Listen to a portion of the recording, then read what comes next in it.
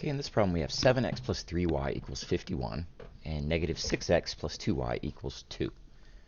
So the first thing that it asks us to do is solve by graphing, and then by elimination, and then by substitution. Okay, so let's do the graphing first. Okay, so when I go to graph both of these, there's a few different ways to go about it. One way you can go about it is to just solve for y and get it in y equals mx plus b form. And sometimes that works out nicely, and sometimes that has fractions in it. We'll try that on one of these, on the first one. Actually, let's do it on the second one because that will work out nicely. So we take that second one, negative 6x plus 2y equals 2. And I add the 6x to both sides. So I get 2y equals 6x plus 2. Divide everything by 2. And I get y is equal to 3x plus 1. Okay, so that gives me a y-intercept of 3, or 1, excuse me, y-intercept of 1, and a slope of 3, or 3 over 1, if you want to put that there. Okay, so that one's going to be pretty easy to graph because we have the slope and the y-intercept. Now, if we look at the 7x plus 3y equals 51, that one's not going to be as helpful to us because the y-intercept is going to be a fraction. Let me show you. So subtract the negative 7x from both sides. You get 3y is equal to negative 7x plus 51. You divide by 3. Okay, so you get y is equal to negative 7 over 3 plus 51 over 3, which is, whoops, that's an x, which is 17. Okay, so actually that one actually will work out because it doesn't have a fraction for the y-intercept. So we can use this as well. So this is one way of doing it. So if that's the case, we have our equations both solved for y. Okay, and we can start graphing this. Okay, so let's take a look at the first one that I solved, which is 3x plus 1. Okay, so y equals 3x plus 1. So if we know that our y-intercept is 1 because of the plus 1, we go to y right here at 1. Okay, and then we know that our slope is 3 over 1, so that means two different things. Let me zoom in just a little here. So that means two different things. 3 over 1 means we can go up 3 and 1 to the right. 1, 2, 3, and 1 to the right. It also means we can go down 3, 1, 2, 3, and 1 to the left. Okay, so that's a slope of 3 over 1. So we can do another one here. We go up 3, 1, 2, 3 over 1, 1, 2, 3 over 1, and so on. Okay, so when we graph that, and I don't have my ruler today, so I'm going to make do with this stapler. Okay, so there's the first line, and that is y is equal to 3x plus 1, which was negative 6x plus 2y equals 2. Okay, and now for the second one. Okay, so the other one was a y-intercept of 17, if you remember right. Y-intercept of 17 and a slope of negative 3 over 1. So we can go all the way up here to 17. Get to where you can see this. Okay, and our slope is negative 3 or negative 7 over 3. That means we can go down 7, 1, 2, 3, 4, 5, 6, 7, and to the right by 3, 1, 2, 3. Okay, so there's a point, which is convenient because it falls right on that line. 1, 2, 3, 4, 5, 6, 7, 1, 2, 3. I think I did that right. Oh, I only counted 2 over. Okay, so that's not. Okay, so use my little stapler here again, and I get that this is the graph. Okay, so you can see by that, and since I was very precise with the graphing paper and such, you can see that there's an intersection point right here. Okay, so that's one way of graphing this problem. Another way that we could have done that would be to plot some points. I'll show you that in a second, but for now, let's test this solution that we think we found here. So it looks like the solution is x equals 3 and y equals 10. Okay, x equals 3 and y equals 10. Now, the upside of this is if you have a nice intersection point, then it's pretty easy to do it this way. But a lot of times you might find that your intersection point is in the middle, and you don't know if it's like halfway in the middle or a third over in the middle. So this is not the best way of finding the solutions. There are some easier ways to do it, but this does give you a graphical representation. Now, if this is actually a solution, if we think that, let me zoom out here, if we think that 3, 10 is the solution, then we should be able to plug in a 3 into both of these equations and get a 10 out. So let's do the 7x plus 3y equals 51. Okay, we plug in a 3, or we could instead plug in a 10 for y and get an answer of 3 for x. Okay, but I'm going to do this. I'm going to plug in a 3 for x. 7 times 3 plus 3y equals 51. Okay, so that's 21 plus 3y equals 51. Subtract the 21 over. Okay, so that gives you 3y equals 30. Y equals 10. That works. Okay, so that gives you the point 3, 10. Let's try the other one. Negative 6x plus 2y equals 2. Plug in a 3 there. Okay, so that's negative 18 plus 2y equals 2. We add the 18 over because this is a negative, so we add it over, and this becomes 20 over here. 2y equals 20. Y equals 10. Okay, so both of the problems give us 10 as a solution. Okay, now if you have trouble with the y-intercept or the slope-intercept method, y equals mx plus b, then there are some other ways to go about graphing this. I'm not going to graph the whole thing again, but I'll show you how to get some points that you can plot. Okay, so let's go back to the 7x plus 3y equals 51. Okay, so we could plug in a 0 for one of these. We could plug in say a 0 for x. So make x equals 0. And that means this term completely goes away, right? 7 times 0 is 0. So you would just get 3y equals 51 and y equals 17. Of course, that's the y-intercept. Remember, we found that earlier when we solved it for y.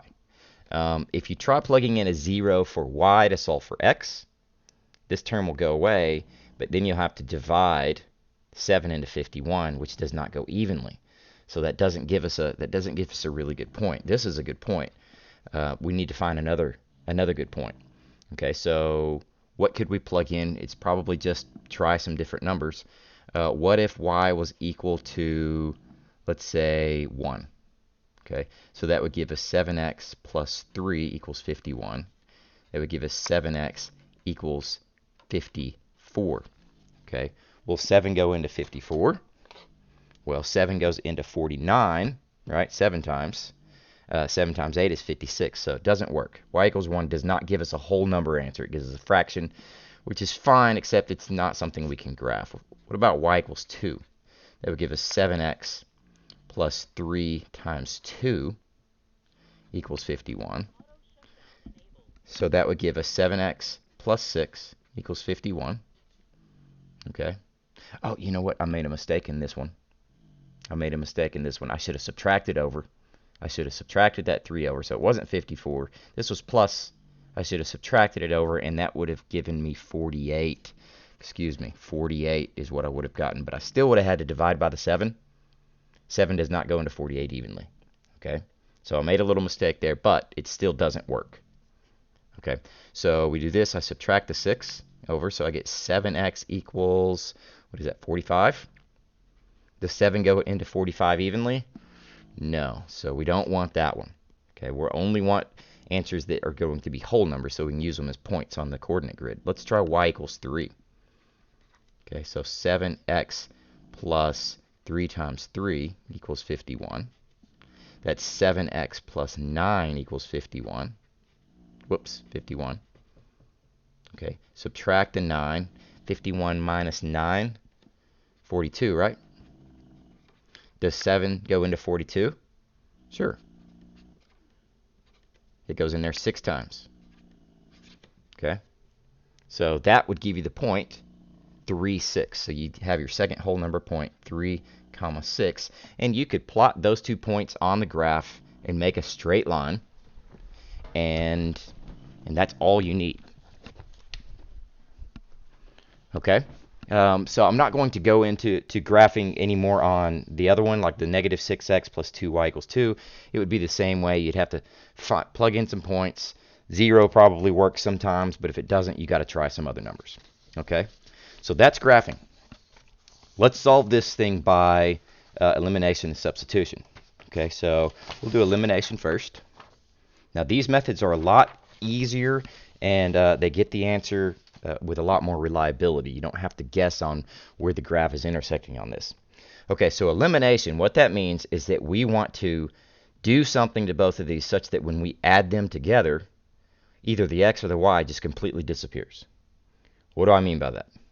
Well, if I multiply this top function by a 6, and that means the whole entire thing, the 51, the 3, and the 7, they all get multiplied by 6. And if I multiply this bottom one by 7, all of it, watch what happens. Okay, so 6 times 7x is 42x. This one will give me plus 18y, and then equals 306. Okay, this one will give me negative 42x, that's 7 times negative 6x, plus 14y equals 14. Now, if I add those straight down, just add these two equations together, what happens to the 42x and the negative 42x? Well, they just disappear, right? And that's the reason that I multiplied by 6 and 7, because these two are opposite signs. I just needed to make them into the same number by multiplying them both by something different. Okay, so I multiply them both by that, and then I add them together. The x's go away, and you get 32y equals 320. Divide both sides by 32, and you get y equals 10. Okay. Now, what do I do with the y equals 10? Because I need an x and a y. All I have is the y. Well, you just plug it into either one of those equations in place of y. I'll choose the, let's choose the second one. Negative 6x plus 2 times 10 equals 2. Negative 6x plus 20 equals 2. Negative 6x equals what? If I subtract 20 to the other side, negative 18. Divide by negative 6 on both sides. Divided by negative gives a positive 3. My answer is 310. Okay, and that's it. You don't have to graph it. You don't have to do anything more. That's your answer. Okay, and if you're unsure if that's the answer, plug the 3 into the other equation. Plug it into the 7x plus 3y equals 51. You will still, if you plug in a 3, you'll still get an answer of 10 for y. All right, one more method, the substitution method. Okay, the substitution method means that you're going to solve one of these equations for a variable, either x or y, and then plug that solution into the other equation. Watch what I mean. So I'm going to take this second problem right here, and I'm going to solve it for y. Okay, so negative 6x plus 2y equals 2. I want to get the 2, or I want to get the y by itself. Okay, so my first step is to add 6x, get it to the other side. So I have 2y equals 2 plus 6x. Divide by 2. I get y is equal to, and I like the x's to be first. It's 1 plus 3x, but let's write 3x plus 1.